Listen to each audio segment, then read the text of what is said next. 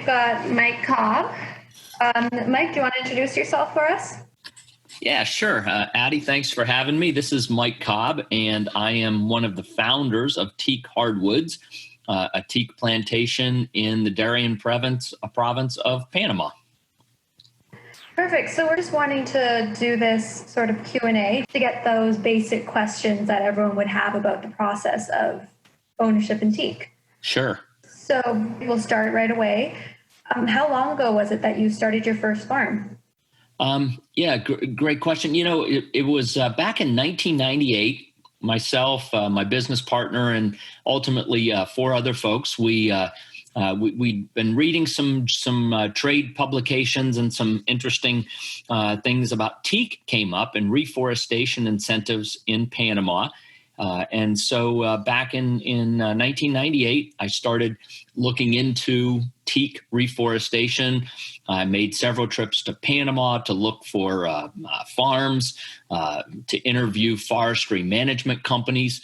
Even spent a couple of days at the Library of Congress, because this was 1998, long before Google.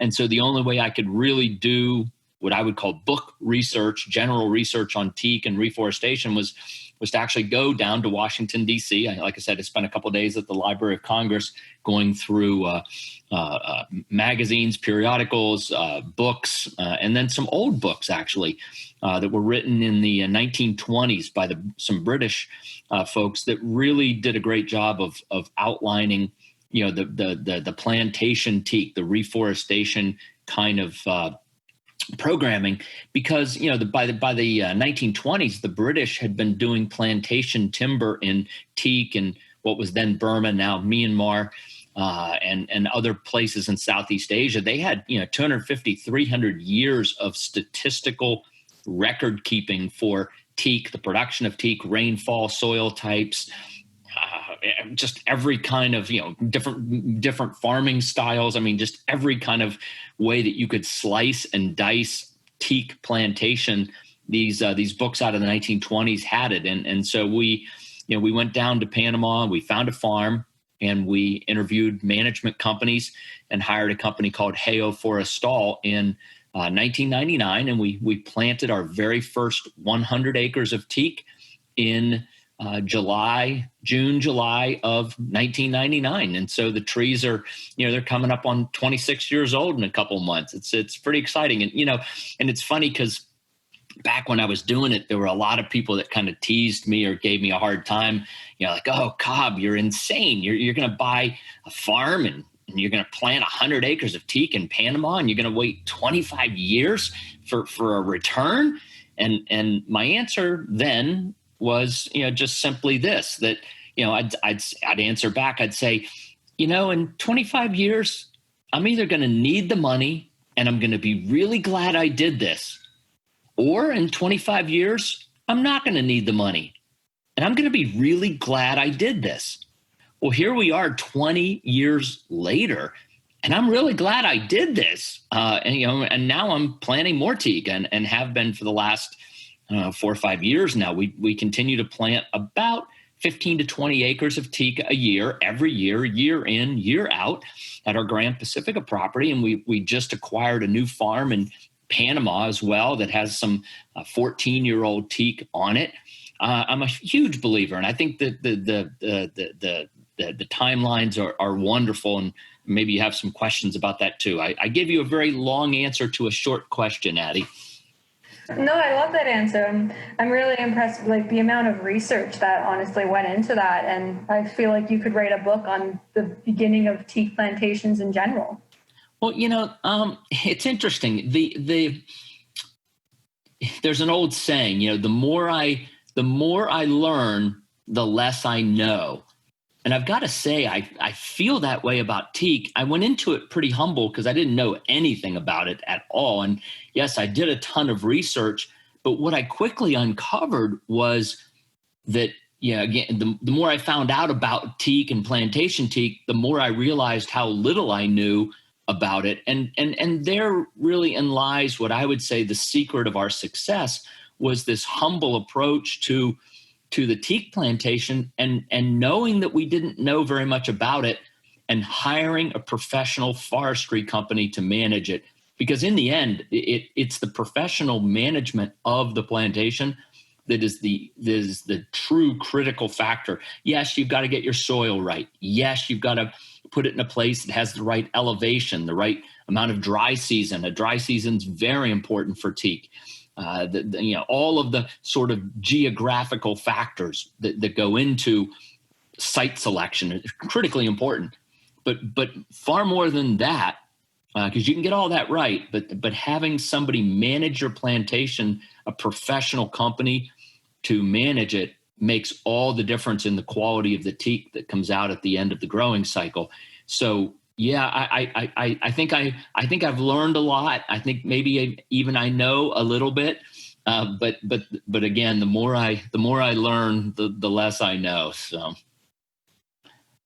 Oh, that's amazing. And so when you were learning about it and when you watch other people, how these professionals deal with it, what part of planting the teak and growing the teak and harvesting it did you think that other people would benefit from investing in it, and it wasn't just going to be something you were doing? Yeah, correct. When we first planted the plantation, it was just 6 of us, and we really looked at this as a generational wealth investment, right? And I don't even know that I really quite understood the stewardship principle, but it was about creating generational wealth on a long cycle cash flow. When I was doing the research about it and some of the preliminary research, just why, more along the lines of why teak, not so much of how you go about doing it, but why would our group even want to own teak? What I found, and this is really, I guess, the compelling reason that we moved ahead with it and continue to move ahead with it, is that when you look at who owns timber generally, and teak specifically, but timber generally, it's some of the largest institutions in the world, big hedge funds, uber wealthy. I mean, the Ted Turners, the Malones, the Seagram's family, the heirs to the Seagram's fortune, right? These big billionaire families and family foundations and family offices. These are the folks that own a ton of timber, as well as the institutions like endowments. A lot of colleges own large amounts of timber. And the reason is they understand that 25 years is going to come, right? It's really hard. I think for a lot of people, it's really hard. We get our paycheck every 2 weeks. If we have rental properties, which many people, who like alternative assets, hard assets, real estate investing, they have rental properties. And so every month they get a rent check. So they get their paycheck every 2 weeks. If they have a job, they get their rent check every month. Maybe they have some stocks and bonds, and they trade those on a semi-annual or annual basis. So there's cash flow every year or two on things like that.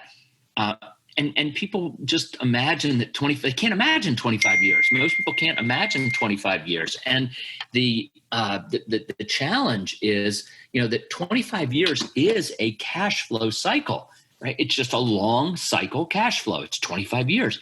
But the powerful advantage to this, and this is what the uber wealthy and the institutions and the endowments understand, is that 25 years is going to come. It is. And in most people's lifetimes, it's going to come 3 times.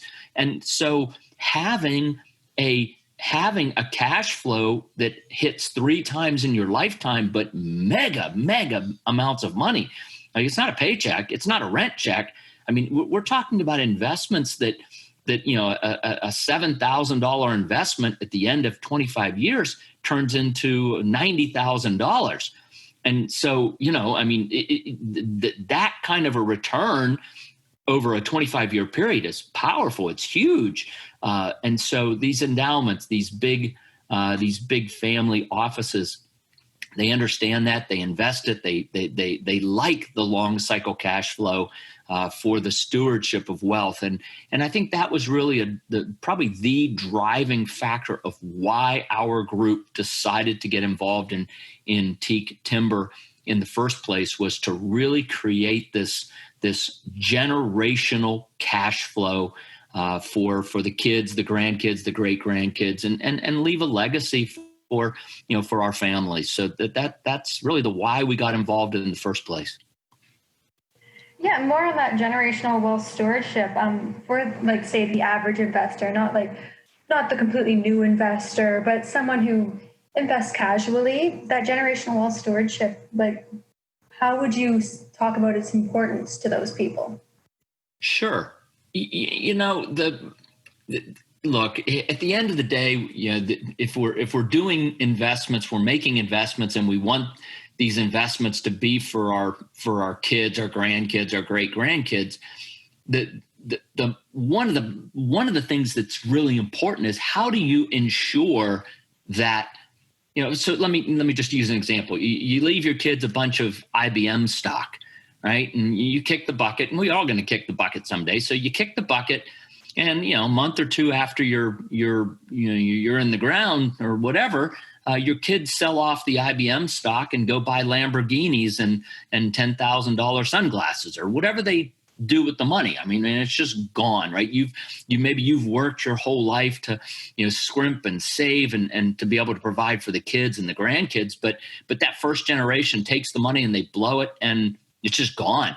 The nice thing about timber is that yes, it could happen. Let's say you kick the bucket and your teak timbers come and due, but it comes due when it comes due, right? When the trees are harvest age, that's when it is. And if it's another 5 years after you pass away or 10 years after you pass away, right, there's no immediate liquidation. So yes, let's say that you pass away and 5 years later, the timber's ready to harvest and, there's $100,000, or maybe for every 7,000 you invested, there's 100,000 that comes out the back end, right? So the kids, buy 10 pairs of $10,000 sunglasses, but the trees get replanted. And in 25 years, their kids get the next harvest, right? So that money isn't really gone. I mean, the money's gone, but the investment remains. And that's the key to generational wealth stewardship. Any one generation can blow the money and whatever, and then it's just gone, right? But the next generation or the generation after that or the generation after that, they all have the opportunity to have this money and do something, wonderful with it. And in many cases, they will. If the first time the kids blow the $100,000, 25 years later, maybe they're in their 60s and more prudent at that point and decide to do something, wise with it, reinvest it, whatever it might be for their kids or their great grandkids or, on and on. But the idea of this 25-year cycle is really what holds the generational wealth stewardship, the stewardship principle to task, because that the element, the inherent element of the timing of the cycle is what almost enforces stewardship of wealth into future generations. So it's a self-disciplining investment in many ways, and I think that's one of the reasons people really like it.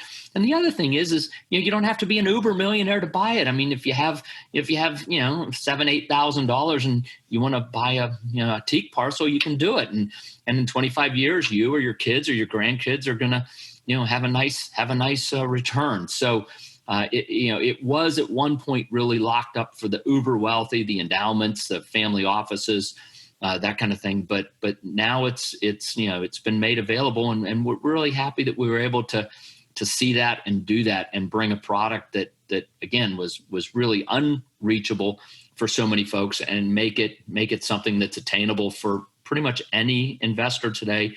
Because again, $7,000 is not a lot of money, but it certainly turns into a lot of money over the time period. Awesome. And I guess while we're on the subject of the future and thinking about the future, you've made a Teak for residency program, and how did that come about? Yeah, back in the I guess about the same time we were looking at the Teak farm, a few years later, the government of Panama came up with a special nations visa. It's a way to obtain a second residency for many folks. I mean, and And some people want to have a second residency. I call it the contingency plan or the plan B. It's just the idea that if you have a residency outside your home country, you have a second residency, you have options. And, I think throughout history, certainly in World War II, but in many wartime situations, if you wanted to leave a country for whatever reason, if you had the ability to take up residency somewhere else, you had options. And again, the idea of having a second residency is so important for so many people. And so Panama really got on the boat early. They figured out a way to create a special nations visa, an easy residency to obtain. It's a permanent residency. And it's easy to maintain. That's the real, I guess, key advantage to what Panama did was they said, look, we're going to have a lot of people interested in having a second residency as a contingency plan, plan B. Let's make it really easy for someone to maintain it. And they did. So basically you get a permanent residency in Panama, and you only have to visit one day every 2 years to maintain it. It is by far the easiest residency in the world to maintain. I know of no other that is so easy. It's also very, very affordable. You make a $10,000 or more, but a $10,000 investment in property, and then another about $5,000 in legal fees. And for $15,000, you have a permanent residency in Panama that never expires, and you only need to slip down to Panama one day every 2 years to maintain it. And the Teak program, what we did is we paired up our Teak program with it to give a $10,000 investment. So today it would be our 14-year-old Teak. It's about $15,000, $16,000 for the Teak, and another $5,000 for the residency package. Or you can buy two of the baby Teaks for $7,000 each and get you over the $10,000 hump. And then combine that again with the legal paperwork and government fees to get your residency. So for just under $20,000, you get a great Teak investment and a permanent residency in Panama. The contingency plan, the plan B, that again, so many folks really understand the importance of. Just looking back at history and seeing, the folks that were able to get out of bad situations because they could go somewhere else and live somewhere else did.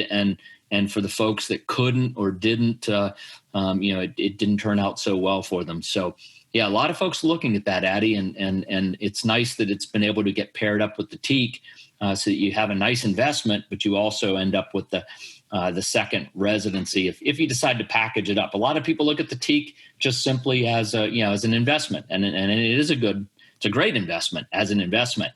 But then when you pair it up with the residency program, it's even more powerful. Really, you've given us a lot of reasons as to why Teak is such a good investment and why you guys have made it such a good investment. I guess, is there a certain demographic that this should be put towards? Is there a certain demographic that this sort of investment matters more for? Or? Yeah, it's interesting. We've seen people buy Teak, and we have one gentleman who was in his 90s, and he bought Teak parcels for his kids and grandkids. I think he bought, 6 or 7 of them, one for each, grandkid, kid, and grandkid. And then we have some people in their 20s who are buying the Teak because, they understand that, they're 20 today, and in 25 years, they'll be 45 or just, coming into 50 if they're in their mid 20s. Right. So, at that point, they'll be happy to have a nice big chunk of money coming at them. So we've seen people across the entire age spectrum.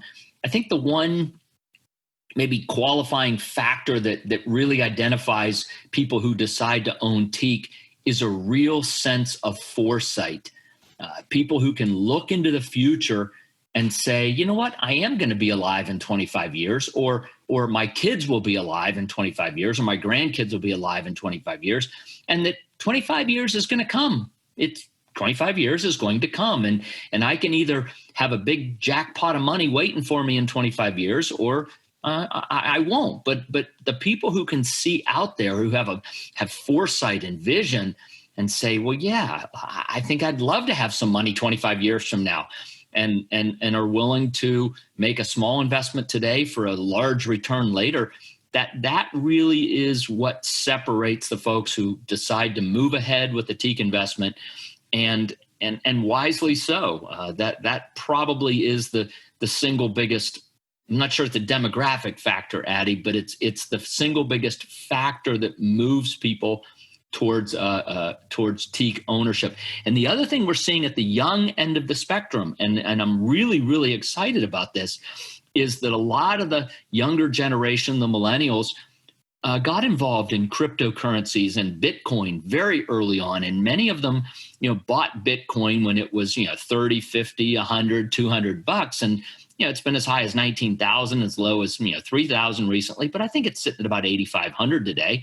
So for one Bitcoin, right, you can have a Teak investment that will pay off, 90, 100 grand in 25 years. And so we're seeing the younger generation who were wisely moving into cryptocurrencies, several years ago, taking some of those cryptocurrency gains and using them to diversify their investments into another very hard asset and then another commodity asset that's really outside the fiat monetary system. That there's no way the U.S. government can print teak trees. I mean, they can print $2.5 trillion, which they just did for the economic stimulus package, but they can't print teak trees. And the demand for teak, the other thing about teak is it's been used by people for centuries, and it's been an actual commodity, plantation raised teak for about 350 years now. So for 350 years, teak has been a plantation raised commodity that has value in the marketplace. In fact, the price of teak has gone up about 5% a year over the last 100 years. And so it's got a very, very long track record of demand and use and value in the marketplace. So for folks who have, Bitcoin, for example, or other forms of currency, it is a way to diversify into another hard asset that cannot be manipulated by central governments or cannot be printed away, so to speak. It takes 25 years to grow it. And for a lot of reasons, again, that this 25 years is a wonderful thing, because if teak surges in value, well, you can plan all you want today, but it's going to be 25 years before you can cut it down. So the 14-year-old teak plantation is 11 years away from harvest. So if teak surges in value 11 years from now, we're going to have a whole bunch of teak that we can put into the marketplace at a higher price. And again, by planting teak every year, we ensure that we will always have teak coming into the marketplace. And by the way, if the commodity markets are down or the value of teak's down, you let it grow another year or 2 or 5, because every year this trees grow in size. The value of the commodity, the value of the investment grows literally every year. So if markets are up, cash in. If markets are down, let the trees grow longer. So it really is a very flexible investment in so many ways. Awesome. You have enlightened me actually a lot on the topic and a lot on the reasons why investment is such a good idea. I really just want to thank you for having this conversation. It's really helpful to know all this stuff, and I'm thinking a lot of the readers of the blog will love to read about this. Absolutely. Well, Addie, thanks. And if you think of any more questions, shoot me a note, but really happy to have been able to come on and talk about this today. Awesome. Thank you, Mike.